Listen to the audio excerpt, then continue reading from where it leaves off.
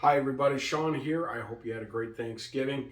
Wanted to take a little time to show you how I make my Chex Mix. Chex Mix recipes have been around forever, and I certainly don't own the whole genre, but mine is based on pretty much the same recipe that's been out there ever since you used to watch Charlie Brown's Christmas, and of course you'd see commercials for Chex cereal, and they would say, watch for the recipe on the back of the box.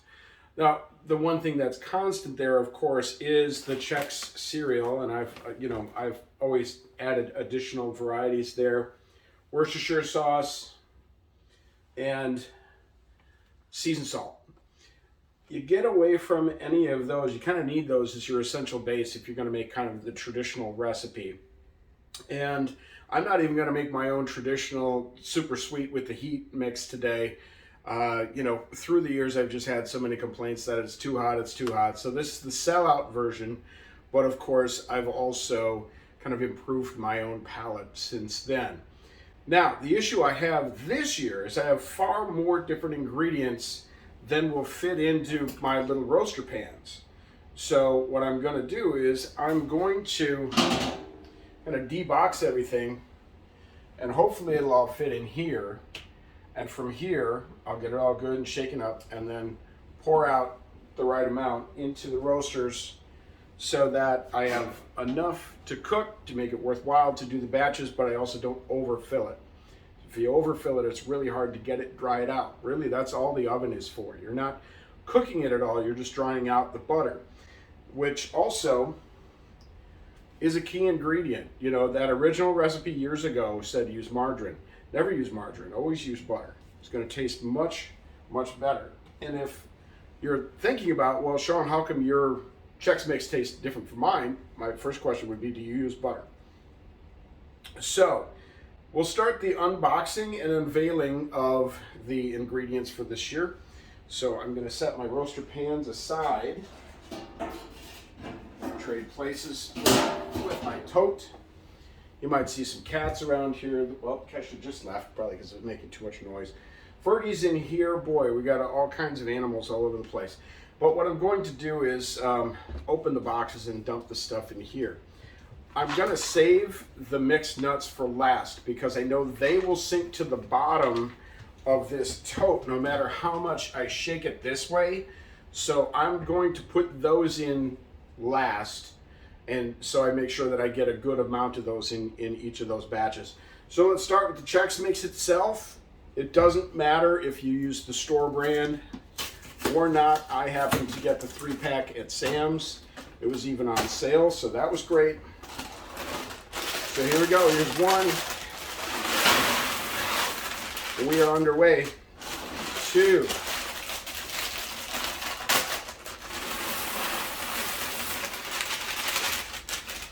3. So there's your classic rice, corn, wheat. Then I discovered this last year, Honey Nut Chex, because I do like a little bit of sweetness in there. And it's also, more of kind of the lighter colored Chex pieces. And then in honor of my brother Dan, who always loved the wheat Chex, I'm going to throw in an extra box of wheat into my ratio. Again, this is going to be more here than my roaster pans can handle. So I'm just going to do what I normally would do for 2 roaster pans full if I didn't have all this stuff. Okay. Cheese crackers. I've always done 2 kinds of cheese crackers. Sometimes 3, sometimes 4, but at least 2. This year, just 2. I've got classic Cheez-Its, family size, of course, because people like those a lot. And then I also have Goldfish. And this year I bought the Mega Pack. You've probably seen this in the store. You might have even thought about me when you saw this in the store and said, the only guy I know who's going to need one of those is probably Sean, in season, making his Chex Mix. So, let's set this aside. All right, Frosted Cheerios. This is a secret ingredient. Sometimes you can't find these. You might try to use the Honey Nut Cheerios there. I just don't recommend it. Go with Frosted. Find them. I know they cost more. They are never on sale whenever I'm making Chex Mix, but they do make a huge difference. Okay. Pretzels, you want to be careful with pretzels because you don't want a lot of extra salt from the bag to go into the mix. So I've washed my hands, of course, but I just kind of scoop them in. I do like to use the holiday style pretzels if I am making something that a bunch of different people are going to be enjoying together. But if I'm going to be possibly putting this into gift packages and things of that nature, I don't want any particular bite to be too big. So to have the full-size Christmas tree or the stocking-shaped pretzel or the star or the ornament, that just gets a little too big. Okay, a couple of more recent ingredients that I've liked, that I've used. I like pita chips. Now, based on what I just said, that's a little big for kind of the size that I really want for my finger food. So these I break up just a little bit. It shouldn't take much more than a quick crunch. Look for huge pieces that didn't get beat up enough, so to speak. Plus, I also want these to be slightly smaller pieces because in case there are some people who don't like them, I don't want them to feel that they got a whole container full of them. Because my thought is, and what my brother always used to say is, you know, the great thing about the variety is if you've got a bunch of people picking at it, everybody likes something different. So just don't grab what you don't like. Try to minimize that. That's probably somebody else's favorite, right? Almost done with this. But again, this was a recent addition. It's another light flavor. I did not go garlic with this. I just went sea salt because I don't want that extra flavor from all the different ingredients.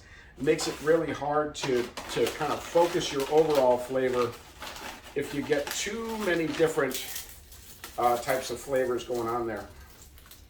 Okay. Just a little bit left. The cats are enjoying the extra boxes and bags down there. Another favorite of mine, the rye chips. Took me a while to be able to find these. These are Gardetto's brand, and of course it's probably the best thing in Gardetto's next to the breadsticks. And these too, I like to break up a little bit, unless of course they started making these smaller this year. They did not. So just breaking them up so I can spread them out. Also, you know, this is one of your more expensive ingredients, so it's helpful to kind of stretch this out a little bit. It's funny, when people have seen me make this before, they go, ooh, I got one that sneaked through. Okay, I'm only going to spend so much time breaking these apart. It's only so much fun, you know. Okay, let's get a little bit more. I can really smell those. So again, that's a reason why I didn't go for the garlic style pita chips, because I knew I'd get a good garlic flavor from these, just even from pouring the butter mix on the dry ingredients, because that will create flavor as well.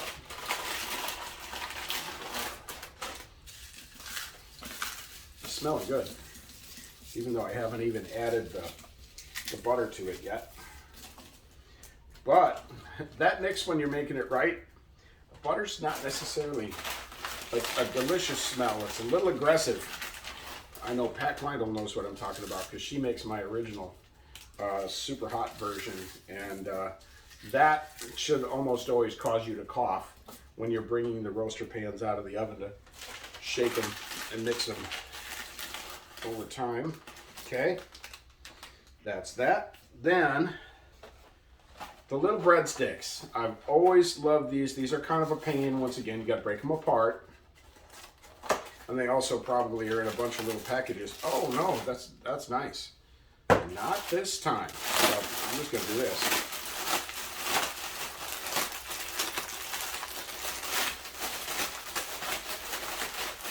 So again, I want to get a good bit of this spread around. It's not a main ingredient or a key ingredient. That's really all about the cereal. But some people really love these. So again, I want the little bite-sized pieces that are easy to grab. Nothing's too big, but also because nothing's too big, there are more of them to go around.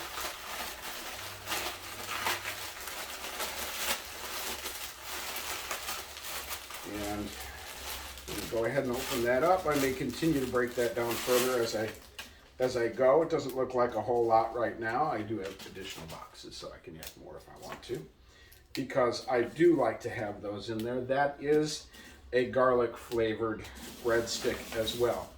So of the flavored items that I have, I've got the garlic breadsticks, the garlic Gardettos. Otherwise, I'm pretty much sea salt for most of that. Okay, so I'm gonna take some honey roasted peanuts, and once again chose the sweet factor here. This is actually one of the ingredients that started the whole Sweet with the Heat way back when. Instead of cocktail peanuts in air, we purchased honey roasted peanuts, and well, that's what we had, so we used it anyway. So there we go. Now, I probably look like I've got all kinds of just nice stratification here where everything's, you know, in layers. I don't want that. Now it's time to mix it up. And this is actually how I shake the mix in the roaster pans that you'll probably see later. But it just goes like this. Now this is the first time that I've shaken a tub full of stuff, so I'm going to cut myself a little slack for the fish that sneaked out on me. I've gone whole seasons where I've not dropped one piece of Chex or other dry ingredient.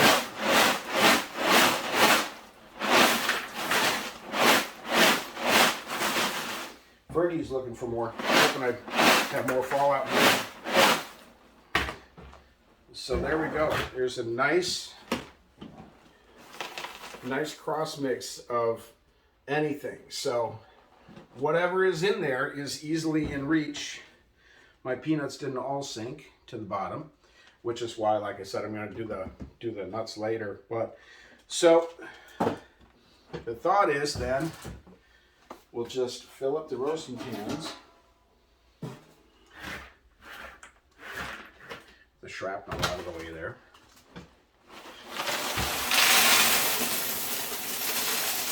Now I don't want it to get too full because I do need to shake it later. Because I do shake it, it's shaken, not stirred. Absolutely shaken, not stirred. So I need enough room so that later, when I take it out of the oven and I'm doing this, I can let that happen. And that shimmy is the last piece. So you'll hear a lot of boom, boom, boom, digga, digga, digga, boom, boom, boom, digga, digga, digga. That's the sound of the holiday season right there. Pour a little more in here. There we go, that looks good. And roaster pan number 2.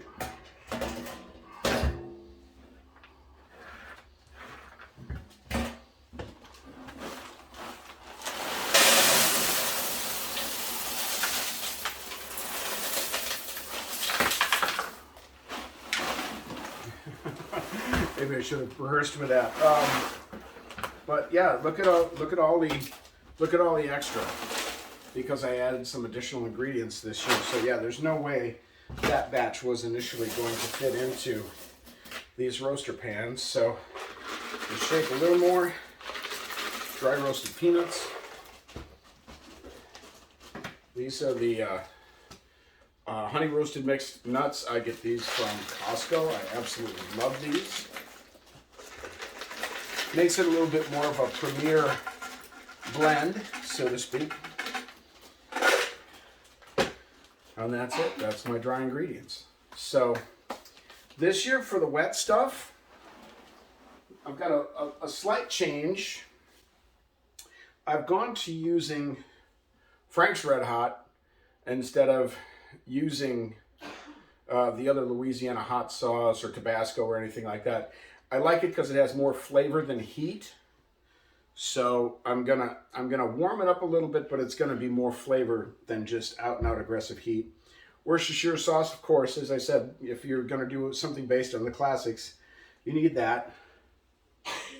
Lowry seasoned salt, also part of the classic. Now, for my other dry heat ingredients, I'm going to use a little bit of chipotle powder where I would normally use cayenne. I want a little bit of that smokiness in there. And then my favorite, Penzeys black and red.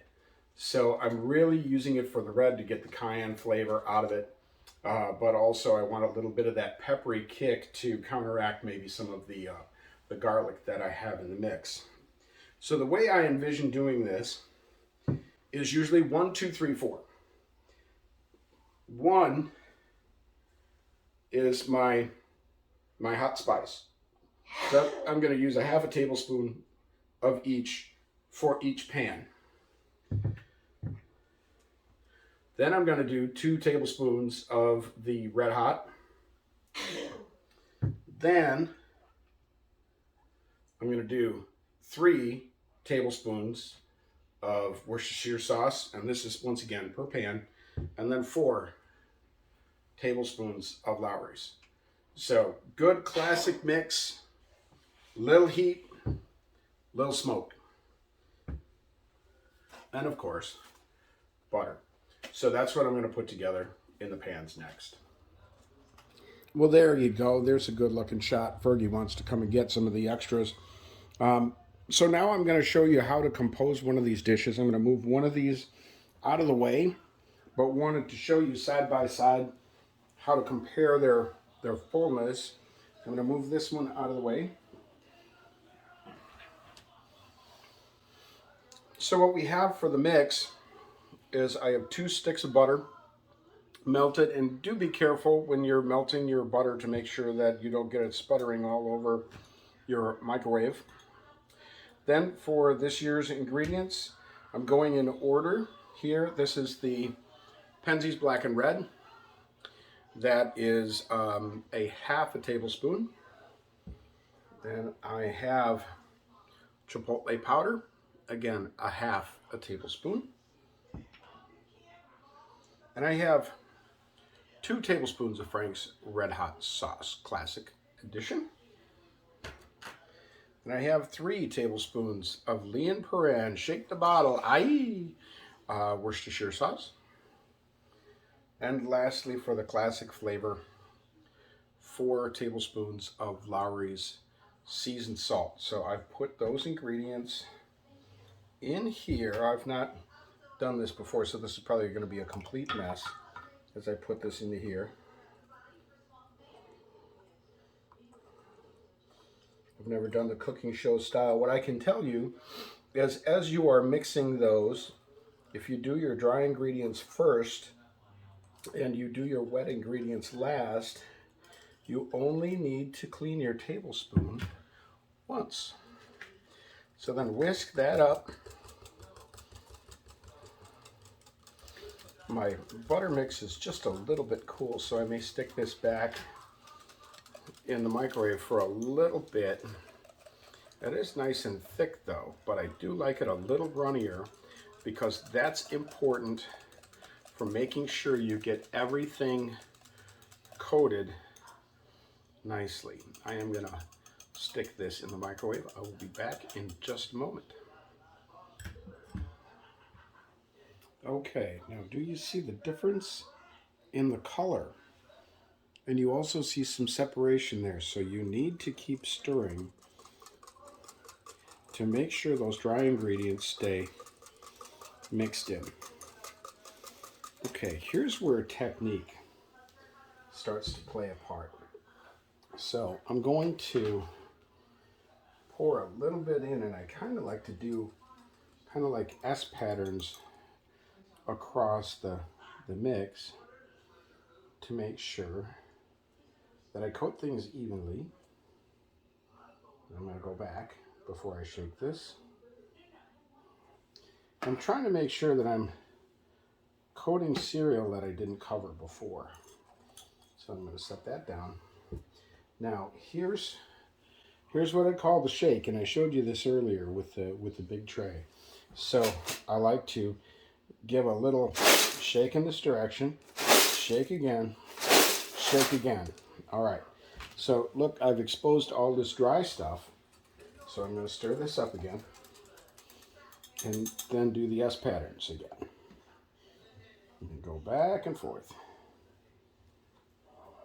And eventually,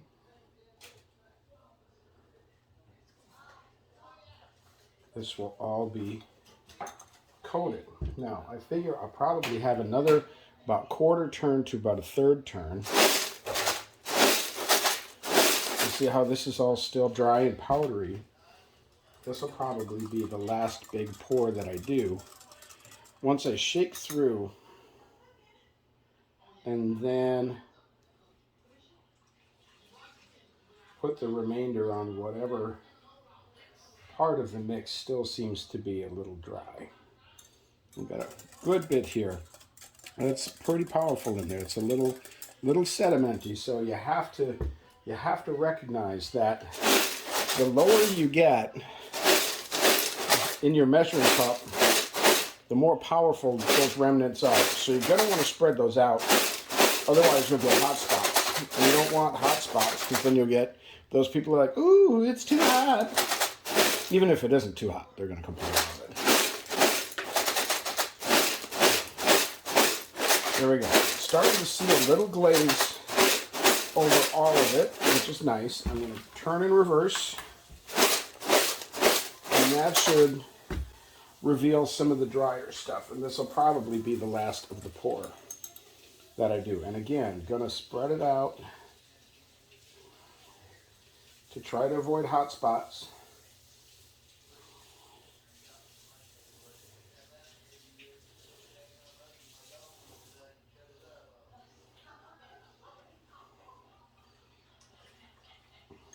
There we go. So that's empty now. I'm just going to go ahead and shake this.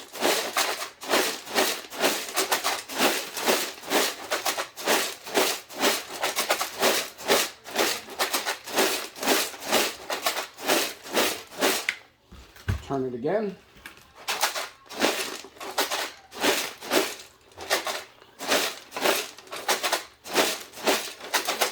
All right, that one's ready. I'm just going to go ahead and put it in the oven.